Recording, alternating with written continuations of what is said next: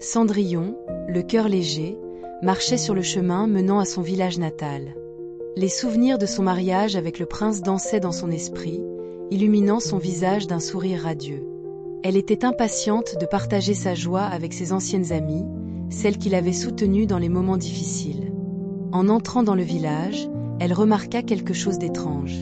Les villageois, autrefois si craintifs à l'égard du loup, semblaient vivre en paix. Les enfants jouaient près de la forêt, riant et s'amusant, tandis que les adultes échangeaient des histoires autour du feu. Mais, au fond de cette harmonie apparente, des murmures inquiétants circulaient. Des rumeurs sur un secret caché du loup commençaient à se répandre, menaçant la tranquillité retrouvée. Cendrillon se dirigea vers la maison de ses amis, où elle fut accueillie avec des cris de joie. « Cendrillon, tu es revenue !» s'exclama Lila, l'une de ses amies d'enfance. « Nous avons tant de choses à te raconter. »« Je suis si heureuse de vous revoir », répondit Cendrillon, en serrant ses amis dans ses bras. « Mais dites-moi, qu'est-ce qui se passe ici ? J'ai entendu des rumeurs sur le loup. »« Oh, Cendrillon !» soupira Clara, une autre amie. « Il y a des histoires qui circulent.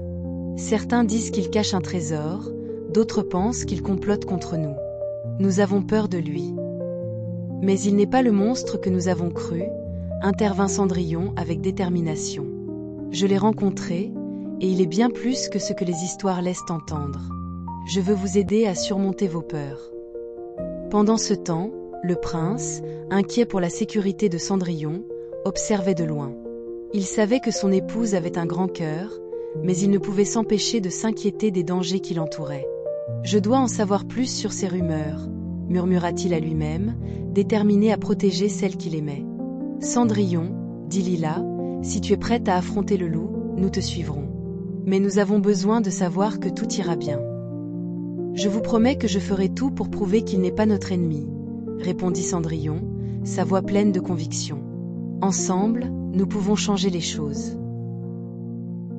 Cendrillon, le cœur battant, se dirigea vers la forêt où le loup avait été aperçu pour la dernière fois.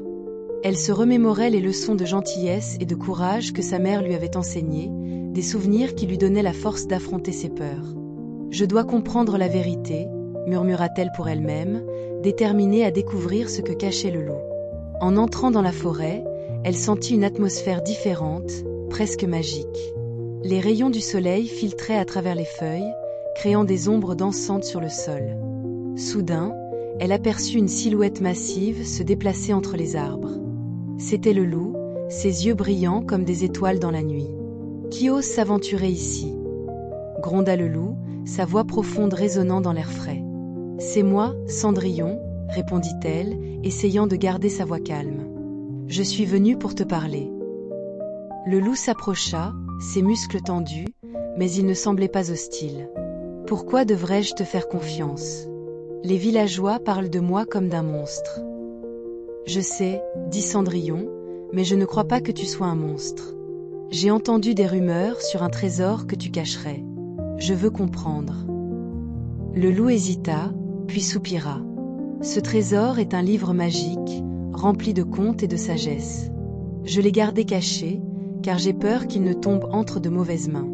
Les histoires anciennes parlent de pouvoir, et je ne veux pas que ce pouvoir soit utilisé pour faire du mal. »« Mais ce livre pourrait aider le village, » proposa Cendrillon, son esprit s'illuminant d'idées. « Il pourrait apporter joie et sagesse à ceux qui en ont besoin. »« Et si les villageois ne comprennent pas ? » demanda le loup, son regard inquiet. « Et s'ils décident de me chasser à nouveau ? » ?»« Je vais les convaincre, » affirma Cendrillon avec détermination.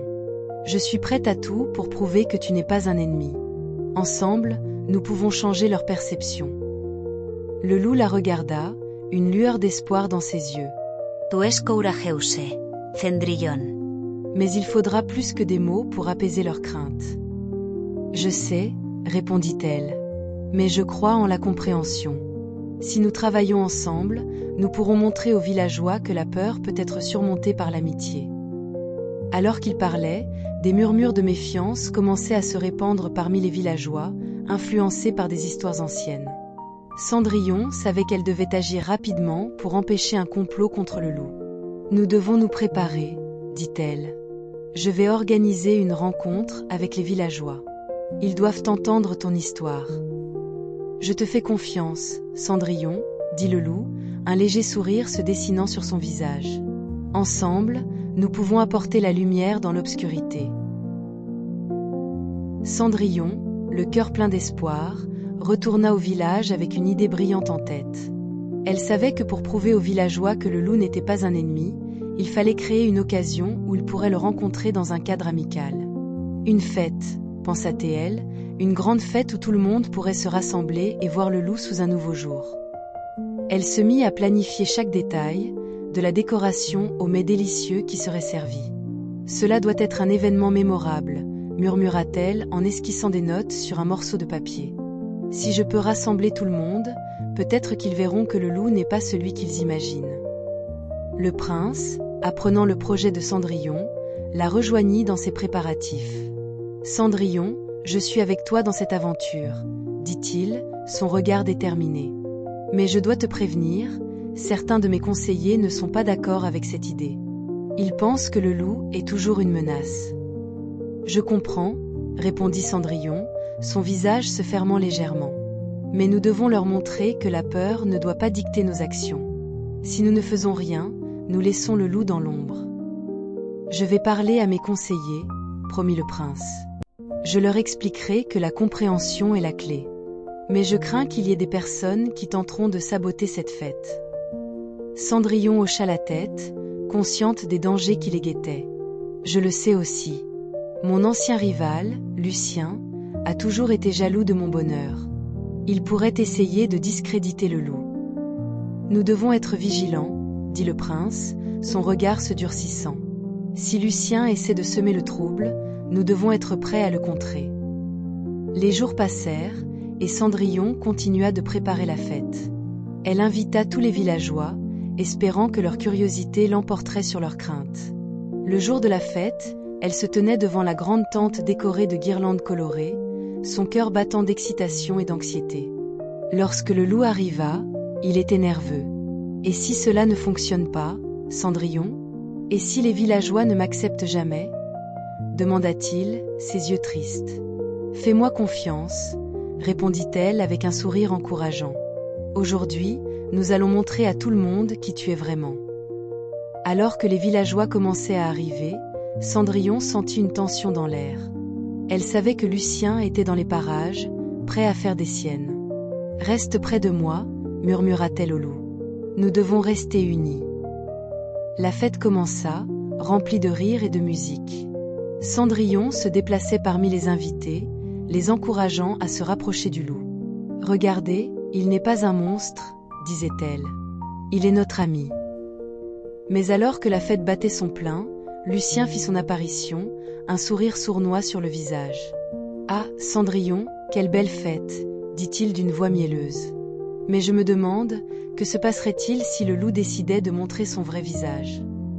Cendrillon se redressa, son cœur se serrant. « Il n'y a rien à craindre, Lucien. Le loup est ici pour apporter de la joie, pas de la peur. »« Vraiment ?» rétorqua Lucien, levant un sourcil. « Et si je vous disais que j'ai entendu des histoires sur ce loup ? Des histoires qui pourraient faire trembler même les plus courageux d'entre vous. » Cendrillon savait qu'elle devait agir rapidement. « Les histoires ne sont que des histoires, Lucien. Ce qui compte, c'est ce que nous voyons ici et maintenant. Le loup est notre ami, et il mérite une chance. » La tension était palpable, mais Cendrillon était déterminée à prouver que l'amitié pouvait surmonter la peur. Elle se tourna vers le loup, lui faisant signe de s'avancer. « Montre-leur qui tu es, » murmura-t-elle, pleine d'espoir. Alors que la fête battait son plein, Cendrillon se tenait aux côtés du loup, son cœur battant la chamade. Les villageois, d'abord hésitants, commençaient à se rassembler autour d'eux, intrigués par l'atmosphère joyeuse qui régnait. Cendrillon prit une profonde inspiration et s'adressa à la foule. « Mes chers amis, aujourd'hui, nous avons l'occasion de découvrir la véritable nature du loup. Il n'est pas un monstre, mais un être capable de bonté et de sagesse. » Le loup, bien que nerveux, se redressa. « Je suis ici pour partager quelque chose de précieux avec vous, dit-il d'une voix profonde. Un trésor que j'ai gardé caché, non pas par peur, mais pour protéger ce qui est cher à moi. » Les murmures parcoururent la foule. « Qu'est-ce que cela pourrait être ?» demanda une voix curieuse. « Un livre, » répondit le loup, sortant un ancien tome de sa fourrure. « Un livre de contes, rempli d'histoires qui apportent joie et sagesse. Ces histoires peuvent nous unir et nous enseigner des leçons importantes sur l'amour, l'amitié et le courage. » Cendrillon observa les visages des villageois, certains commençant à sourire, d'autres encore sceptiques. « Laissez-le nous lire un extrait, » proposa-t-elle, espérant que cela les toucherait. Le loup ouvrit le livre et commença à lire à haute voix. Les mots dansaient dans l'air, captivant l'attention de tous. Il était une fois, dans un royaume lointain, un loup qui rêvait d'être accepté par ceux qui l'avaient toujours craint.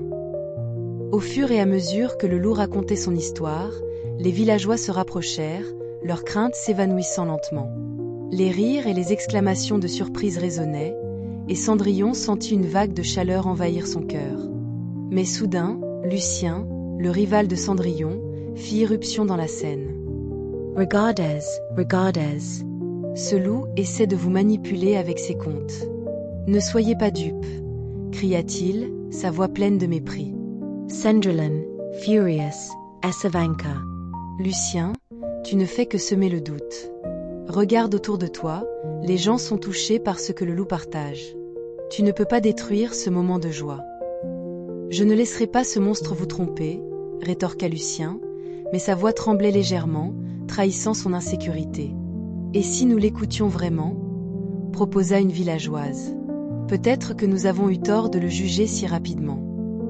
Les murmures de soutien commencèrent à se répandre dans la foule. Lucien, réalisant qu'il perdait le contrôle, tenta de s'éclipser, mais Cendrillon l'interpella. « Tu dois faire face à tes actions, Lucien. La peur ne peut plus nous diviser. » Les villageois, unis par la magie des histoires du loup, commencèrent à applaudir. « Nous voulons entendre plus de contes !» s'écria un enfant, et bientôt, tous se joignirent à lui. Le loup, ému, ferma son livre et regarda Cendrillon. « Merci, Cendrillon. Grâce à toi, je me sens enfin acceptée. »« Nous avons tous à apprendre, loup, » répondit-elle avec un sourire. « Aujourd'hui, nous avons découvert que la compréhension peut surmonter la peur. » La fête continua, remplie de rires et de récits, et une amitié inattendue naquit entre Cendrillon et le loup, prouvant que même les craintes les plus profondes peuvent être dissipées par la lumière de la compréhension. Le lendemain de la fête, le village se réveilla sous un ciel radieux, comme si la lumière du soleil avait décidé de célébrer l'harmonie retrouvée. Cendrillon, le cœur léger, se promenait dans les rues, saluant les villageois qui lui souriaient chaleureusement. Le loup, à ses côtés, était devenu une figure familière, un ami précieux qui avait su gagner la confiance de tous. « Regarde, Cendrillon, » dit le loup en désignant un groupe d'enfants qui jouaient ensemble, riant et s'amusant. « Ils ne semblent plus avoir peur de moi. »« C'est grâce à toi, » répondit-elle avec un sourire. « Ton courage et ta gentillesse ont ouvert leur cœur. » Alors qu'ils avançaient, ils croisèrent le prince, qui les attendait près de la fontaine. « Cendrillon, loup, » dit-il avec enthousiasme, « j'ai une idée qui pourrait renforcer encore plus notre communauté. »« Qu'est-ce que c'est » demanda Cendrillon, intrigué. « Je pense qu'il serait merveilleux d'ouvrir une école, » proposa le prince. « Une école où nous pourrions enseigner aux enfants l'importance de l'acceptation, de la diversité et des valeurs de compassion. Qu'en pensez-vous » Le loup hocha la tête, ses yeux brillants d'excitation. « Cela pourrait être un endroit où je pourrais partager mes histoires, des contes qui montrent que la peur peut être surmontée par la compréhension. »« C'est une excellente idée !» s'exclama Cendrillon. « Nous pourrions inviter tous les enfants du village et même ceux des villages voisins. Ensemble, nous pourrions bâtir un avenir meilleur. » Les jours suivants, Cendrillon, le prince et le loup travaillèrent d'arrache-pied pour préparer l'école. Ils décorèrent les salles de classe avec des illustrations des contes du loup, et Cendrillon invita les villageois à participer à la création d'un jardin où les enfants pourraient jouer et apprendre. Lors de l'inauguration de l'école, une foule enthousiaste se rassembla. Cendrillon prit la parole, sa voix pleine d'émotion. « Aujourd'hui, nous célébrons non seulement l'ouverture de cette école, mais aussi l'unité de notre village. Ensemble, nous apprendrons à aimer et à respecter nos différences. Le loup, debout à ses côtés, ajouta : chaque histoire que je partagerai ici est une leçon sur la compassion et le courage. J'espère que vous apprendrez à voir au-delà des apparences. Les enfants, captivés par ces mots, s'approchèrent, impatients d'écouter les récits du loup. « Raconte-nous une histoire, s'il te plaît » s'écria une petite fille aux cheveux bouclés. « D'accord, » répondit le loup avec un sourire. Il était une fois, dans un royaume lointain, un loup qui rêvait d'être accepté par ceux qui l'avaient toujours craint. Alors qu'il commençait à raconter, les enfants écoutaient attentivement, leurs yeux brillants d'émerveillement. Cendrillon et le prince échangèrent un regard complice, sachant qu'ils avaient fait le bon choix. Au fil des semaines, l'école devint un lieu de rassemblement pour les enfants et les adultes. Les histoires du loup renforcèrent les liens entre les villageois, et chacun apprit à célébrer la diversité qui les entourait. Cendrillon et le loup, devenus des symboles d'harmonie, continuèrent à inspirer tous ceux qui les entouraient, prouvant que l'amour et la compréhension peuvent transformer même les craintes les plus profondes en une belle amitié.